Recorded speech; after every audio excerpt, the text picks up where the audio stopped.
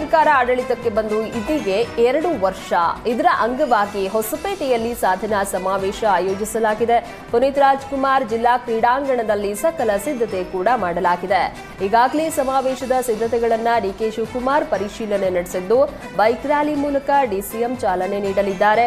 ಇದರ ಜೊತೆ ಇಂದಿನ ಕಾರ್ಯಕ್ರಮಕ್ಕೆ ರಾಹುಲ್ ಗಾಂಧಿ, ಮಲ್ಲಿಕಾರ್ಜುನ ಖರ್ಗೆ, ವೇಣುಗೋಪಾಲ್ ಸೇರಿದಂತೆ ಹಲವು ನಾಯಕರು ಭಾಗಿಯಾಗಲಿದ್ದಾರೆ. ಪುನೀತ್ ರಾಜ್ಕುಮಾರ್ ಜಿಲ್ಲಾ ಕ್ರೀಡಾಂಗಣದಲ್ಲಿ 97,000 ಆಸನಗಳ ವ್ಯವಸ್ಥೆ, 4 ಲಕ್ಷ ಜನಕ್ಕೆ ಊಟದ ವ್ಯವಸ್ಥೆ, 6,000 ಊಟದ ಕೌಂಟರ್ ನಿರ್ಮಾಣ ಮಾಡಲಾಗಿದ್ದು 200 ಎಕರೆ ಪ್ರದೇಶದಲ್ಲಿ ಪಾರ್ಕಿಂಗ್ ವ್ಯವಸ್ಥೆ ಮಾಡಲಾಗಿದೆ. ಆಪರೇಷನ್ ಸಿಂಧೂರದ ಬಳಿಕ ಮಧ್ಯಪ್ರದೇಶದ ಸಚಿವ ವಿಜಯ್ ಶಾ ಭಾರತೀಯ ಸೇನೆಯ ಕರ್ನಲ್ ಸೋಫಿಯಾ ಕುರೇಶಿ ವಿರುದ್ಧ ವಿವಾದಾತ್ಮಕ ಹೇಳಿಕೆ ನೀಡಿದ್ರು. ಸೋಫಿಯಾ ಕುರೇಶಿಯನ್ನ ಪಾಕಿಸ್ತಾನದ ಭಯೋತ್ಪಾದಕರ ಸಹೋದರಿ ಎಂದು ಕರೆದಿದ್ರು. ಇದು ತೀವ್ರ ವಿವಾದಕ್ಕೆ ಕಾರಣವಾಗಿತ್ತು. ಈ ಪ್ರಕರಣವನ್ನ ಸ್ವಯಂ ಪ್ರೇರಿತವಾಗಿ ವಿಚಾರಣೆ ನಡೆಸಿದ್ದ ಜಬಲ್ಪುರ ಹೈಕೋರ್ಟ್ ವಿಜಯ್ ಶಾ ವಿರುದ್ಧ ಕೇಸ್ ದಾಖಲಿಸಲು ಸೂಚಿಸಿತ್ತು. ಈ ಆದೇಶದ ವಿರುದ್ಧ ವಿಜಯ್ ಶಾ ಸುಪ್ರೀಂ ಕೋರ್ಟ್ ಮೆಟ್ಟಿಲೇರಿದ್ರು.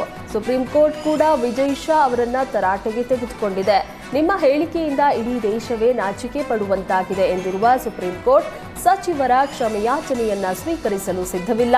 ಕ್ಷಮೆಯ ಹೆಸರಿನಲ್ಲಿ ಮೊಸಳೆ ಕಣ್ಣೀರು ಸುರಿಸಬಹುದು, ಅದನ್ನ ಒಪ್ಪಲು ಸಾಧ್ಯ ಇಲ್ಲ ಅಂತ ಹೇಳಿದೆ. ಕೇಂದ್ರ ಸರ್ಕಾರ ಇತ್ತೀಚೆಗೆ ಜಾರಿಗೊಳಿಸಿದ್ದ ವಕ್ಫ್ ತಿದ್ದುಪಡಿ ಕಾಯ್ದೆಯ ಸಂವಿಧಾನಿಕ ಸಿಂಧುತ್ವ ಪ್ರಶ್ನಿಸಿ ಸಲ್ಲಿಕೆಯಾಗಿದ್ದ ಅರ್ಜಿಗಳ ವಿಚಾರಣೆಯನ್ನ ಸುಪ್ರೀಂ ಕೋರ್ಟ್ ಇಂದು ನಡೆಸಲಿದೆ. ವಿಚಾರಣೆ ಬಳಿಕ ನ್ಯಾಯಾಲಯ ಮಧ್ಯಂತರ ಆದೇಶ ಹೊರಡಿಸುವ ನಿರೀಕ್ಷೆ ಇದೆ.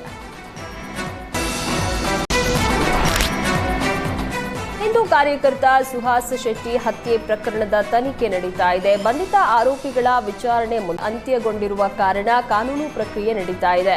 ಇತ್ತ ಗುಪ್ತಚರ ಇಲಾಖೆ ಸೂಚನೆ ಪ್ರಕಾರ ಸುಹಾಸ್ ಶೆಟ್ಟಿ ಹತ್ಯೆ ಆರೋಪಿಗಳನ್ನ ಮಂಗಳೂರಿನಿಂದ ಬೇರೆ ಬೇರೆ ಜೈಲಿಗೆ ಸ್ಥಳಾಂತರ ಮಾಡಲಾಗ್ತಾ ಇದೆ. ಇದರ ನಡುವೆ ಪ್ರಮುಖ ಆರೋಪಿ ಚೊಟ್ಟೆ ನೌಶಾದ್ ಮೇಲೆ ಜೈಲಿನಲ್ಲೇ ದಾಳಿ ಯತ್ನ ನಡೆದಿದೆ.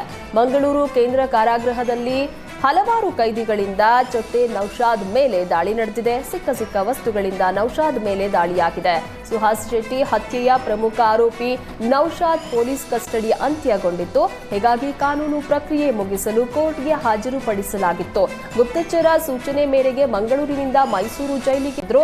ಇದರ ನಡುವೆ ಮಂಗಳೂರು ಜೈಲಿನಲ್ಲಿ ಆಪ್ತರನ್ನ ಭೇಟಿ ಮಾಡಬೇಕು ಎಂದು ಮನವಿ ಮಾಡಿದ್ದ ಕಾರಣ ಮಂಗಳೂರು ಜೈಲಿಗೆ ನೌಶಾದ್ನ ಕರೆತರಲಾಗಿತ್ತು.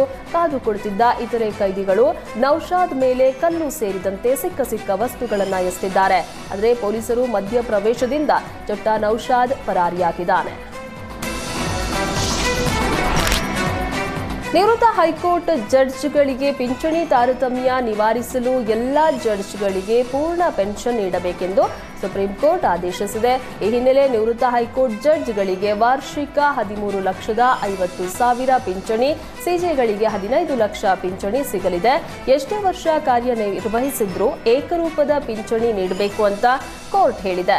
ನ್ಯಾಯಾಧೀಶರು ಸೇವೆಯಲ್ಲಿರುವಾಗ ಮೃತಪಟ್ಟರೆ ಅವರ ಪತ್ನಿ ಅಥವಾ ಉತ್ತರಾಧಿಕಾರಿಗೆ ಪಿಂಚಣಿ ನೀಡಬೇಕು ಎಂದು ಕೇಂದ್ರಕ್ಕೆ ಸುಪ್ರೀಂ ನಿರ್ದೇಶಿಸಿದೆ. ಇದು ಕಾಯಂ ಮತ್ತು ಹೆಚ್ಚುವರಿ ನ್ಯಾಯಾಧೀಶರಿಗೂ ಅನ್ವಯಿಸುತ್ತದೆ.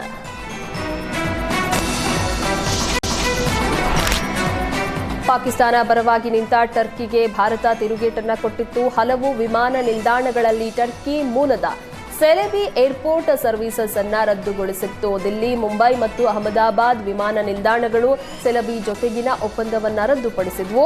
ಬೆಂಗಳೂರು ವಿಮಾನ ನಿಲ್ದಾಣವು ಇದೇ ಕ್ರಮ ಕೈಗೊಂಡಿತ್ತು. ಇದರ ಬೆನ್ನಲ್ಲೇ ಕಂಪನಿಯ ಷೇರು ಮಾರುಕಟ್ಟೆ 1,700 ಕೋಟಿ ರೂಪಾಯಿಯಷ್ಟು ಕುಸಿದಿದೆ.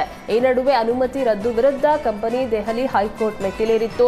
ಈ ಪ್ರಕರಣ ವಿಚಾರಣೆ ಅಪೂರ್ಣಗೊಂಡ ಕಾರಣ ಮೇ 21ಕ್ಕೆ ಮುಂದೂಡಲಾಗಿದೆ.